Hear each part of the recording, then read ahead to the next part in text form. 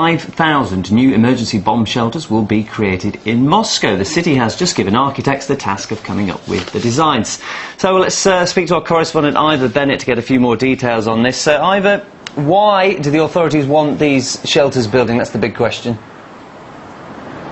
Why? Well, it's because there are only enough shelters at the moment in the city to house and shelter around half the city's population, which, compared to other places in the world, isn't out of the ordinary. That figure is sort of 50% coverage. For example, Switzerland is the only country where there are enough shelters for the entire country's population.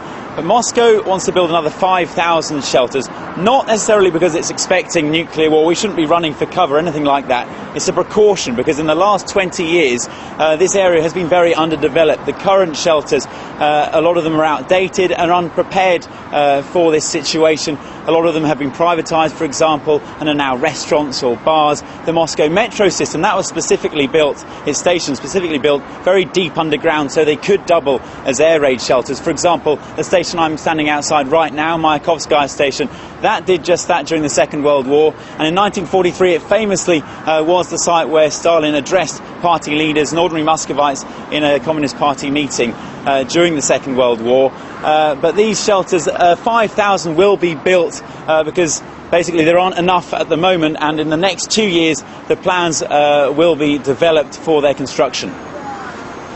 OK, so we've got the time frame, but Ivor, where are they going to be located and what will they look like? Well, they'll actually be quite small, hence the high number of them, 5,000, and they'll be dotted around all over the city, because the metro system at the moment, in the outskirts especially, is quite far away from where a lot of people live, and the authorities say that in the event of a nuclear outbreak, people need to reach one of these shelters within a matter of minutes. So they'll be basically where people congregate, so underneath apartment blocks, underneath shopping centres, sports complexes, parks, places like that. And they won't be very deep, not as deep as the metro system, around 10 or 15 metres deep underground. And there hasn't been any mention of cost yet, but a prototype is being developed at the moment. The architects have been tasked with that, and so that this uniform prototype will be developed, and that apparently will speed up production by 10 to 15%. OK, Ivor, comforting to know they'll be there. Let's hope they'll never be needed. Thanks very much, our correspondent Ivor Bennett. Golden words.